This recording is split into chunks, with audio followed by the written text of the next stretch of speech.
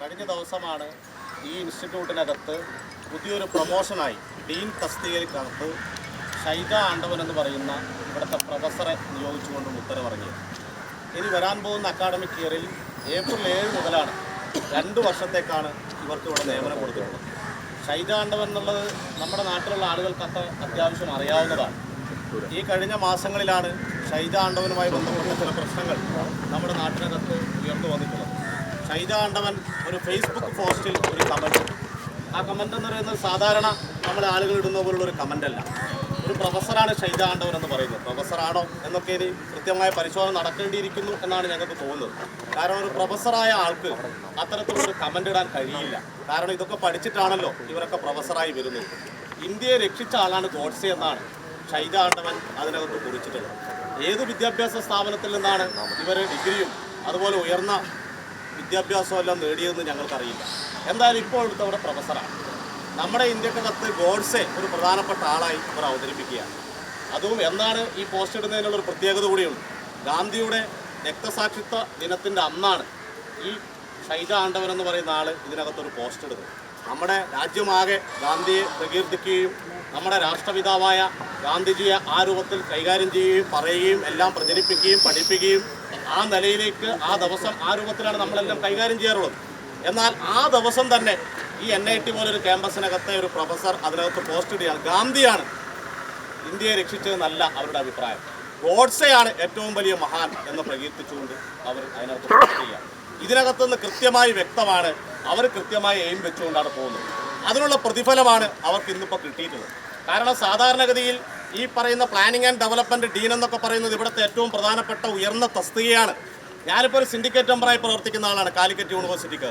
Calicut university ആവട്ടെ, നമ്മുടെ കേരളത്തിനകത്തെ ഏത് യൂണിവേഴ്സിറ്റി ആവട്ടെ, അത് ഡീനായാലും പ്രധാനപ്പെട്ട തസ്തികയിലേക്ക് ആരെങ്കിലും നിയമിക്കുന്ന സമയത്ത് അതിനകത്ത് 10-20 വട്ടം നമ്മൾ തിരിച്ചും മറിച്ചും ആലോചിക്കും. കാരണം ആ പോസ്റ്റിനകത്ത് ടേബിളാണോ ഇവർ എന്നുള്ളത് എല്ലാ പരിശോധനയും നടത്തിയിട്ടാണ് നമ്മളൊരു നിയമന ഉത്തരവ് കൊടുക്കുക. എന്നാൽ ഇതിനകത്ത് പരിഗണിച്ചത് എന്താണ്? ഇവിടുത്തെ രജിസ്ട്രാർ വ്യക്തമാക്കേണ്ടതാണ്. രജിസ്ട്രാർ എന്ന് പറഞ്ഞാൽ ഈ ക്യാമ്പസിനകത്തെ വിദ്യാർത്ഥികളോട് മാത്രം ഉത്തരം പറയേണ്ട ആളല്ല.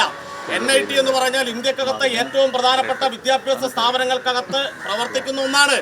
ഈ സ്ഥാപനങ്ങളിൽ നിന്ന് എത്ര പേരെ സംഭാവന ചെയ്തിരിക്കുന്നു നമ്മുടെ രാഷ്ട്രത്തിനകത്ത്, എത്ര പ്രഗത്ഭന്മാർ IAS ആയാലും IPS ആയാലും വ്യത്യസ്ത മേഖലകൾക്കകത്ത് വിഹരിക്കുന്ന നിരവധി പേർ ഈ NIT ക്യാമ്പസിന്റെ സംഭാവനയാണ്. ആ ക്യാമ്പസ് എന്ന് പറഞ്ഞ ഒരു സാമൂഹ്യ പ്രതിബദ്ധതയുണ്ട്.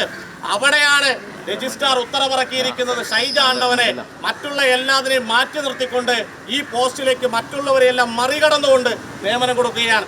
സാധാരണ HOD ഷിപ്പൊക്കെ കഴിഞ്ഞിട്ടാണ് ഡീന്മാരെ നിയോഗിക്കുക. HOD എന്ന് പറഞ്ഞ ഓരോ വകുപ്പ് തലവന്മാരാണ്. ആ വകുപ്പ് തലവൻ പോലും ആയിട്ടില്ല ഷൈജ ആണ്ടവൻ.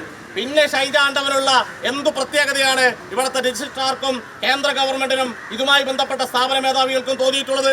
അത് ഇവർ പറയണ്ടേ? ആ പറയേണ്ട കാര്യം എന്ന് പറഞ്ഞാൽ ഏറ്റവും പ്രധാനപ്പെട്ടത് വർഗീയത ഉൽപ്പാദിപ്പിക്കുന്ന ഫാക്ടറികളായി ഇന്ന് കേന്ദ്ര സർക്കാരിന്റെ സ്ഥാപനങ്ങൾ മാറിക്കൊണ്ടിരിക്കുന്നു, വിദ്യാഭ്യാസ സ്ഥാപനങ്ങൾ മാറിക്കൊണ്ടിരിക്കുന്നു. അങ്ങനെ വർഗീയത ഉൽപ്പാദിപ്പിക്കുന്ന ഒരു ഫാക്ടറിയാണ് ഇപ്പം നമുക്ക് പറയിലുള്ള ഈ NIT ക്യാമ്പസ് എന്ന് പറയുന്നത്. ഈ ഷൈജ ആണ്ടവന്റെ യോഗ്യത എന്ന് പറഞ്ഞാൽ ഗോഡ്സെയെ പ്രകീർത്തിച്ചത് മാത്രമാണ്. RSSന്റെ വിടുപണി ചെയ്യുന്ന ഷൈജ ആണ്ടവനെ ഇതുപോലുള്ള പോസ്റ്റുകൾക്കകത്തേക്ക് നിയമനം കൊടുക്കുക എന്ന് പറഞ്ഞാൽ നിങ്ങൾ വേറെന്തു മാനദണ്ഡമാണ് എടുത്തിട്ടുള്ളത്? രജിസ്ട്രാർ വ്യക്തമാക്കട്ടെ, അല്ലെങ്കിൽ ഇവിടുത്തെ ഉദ്യോഗസ്ഥന്മാർ വ്യക്തമാക്കട്ടെ. മറ്റുള്ള HOD ഷിപ്പിലുള്ള ആളുകളെക്കാൾ കൂടുതൽ എന്തു യോഗ്യതയാണ് ഈ പറയുന്ന ഷൈജ ആണ്ടവന് ഈ പോസ്റ്റിലേക്ക് വരാൻ നിങ്ങൾ കണ്ടിട്ടുള്ള പ്രത്യേകത? ഇവർ ഇതുമാത്രമല്ല ആകാൻ വേണ്ടി പോകുന്നത്. നാളെ ഇവരെ വൈസ് ചാൻസലർ ആക്കും, ഇനി ചാൻസലർ പോസ്റ്റ് ഉണ്ടെങ്കിൽ അതാക്കും. കാരണം RSSന്റെ യോഗ്യത എന്ന് പറഞ്ഞാൽ അവർക്ക് എല്ലാ വിടുപണിയും ചെയ്യുന്ന ഇത്തരത്തിലുള്ള വിദ്യാഭ്യാസ സ്ഥാപനങ്ങൾ കാവ്യവൽക്കരിക്കുന്നതിന് നേതൃത്വം കൊടുക്കുന്നത് ആരാണോ അവരെ പ്രത്യേകം ചോക്കൗട്ട് ചെയ്ത് പരിഗണിക്കുകയാണ്. ഇവിടെ മാത്രമൊന്നല്ല, കേന്ദ്ര സർവകലാശാലകളിൽ എല്ലാം ഇതാണിപ്പോൾ നടന്നുകൊണ്ടിരിക്കുന്നത്. എന്തെല്ലാം നിയമങ്ങളാണ് ഇവർ കൊണ്ടുവരുന്നത്? ഇപ്പൊ UGC ഒരു നിയമനിർമ്മാണം കൊണ്ടുവന്നിട്ടുണ്ട്. കരട് രേഖ ഇപ്പോൾ പുറത്തിറക്കി കഴിഞ്ഞു. അതുമായി ബന്ധപ്പെട്ട് വ്യത്യസ്ത സ്ഥലങ്ങളിൽ ചർച്ച നടക്കുകയാണ്. UGCയുടെ കരട് രേഖയൊക്കെ കണ്ടാൽ നമ്മൾ ഞെട്ടിപ്പോകും. കാരണം സംസ്ഥാന സർവകലാശാലകളാണ് കേരളത്തിനകത്തെ പ്രധാനപ്പെട്ട സർവകലാശാലകളായി നിൽക്കുന്നത്. കാലിക്കറ്റാവട്ടെ, കേരളയാവട്ടെ, MG ആവട്ടെ, കണ്ണൂരാവട്ടെ, അതെല്ലാം സംസ്ഥാന സർവകലാശാലകളാണ്. 80% ഫണ്ടും സംസ്ഥാന ഗവൺമെന്റ് കൊടുത്തുകൊണ്ട് അവിടുത്തെ ഉദ്യോഗസ്ഥന്മാരായാലും അവിടുത്തെ വികസന പ്രവർത്തനങ്ങളായാലും എല്ലാം സംസ്ഥാന ഗവൺമെന്റാണ് ചെയ്യുന്നത്.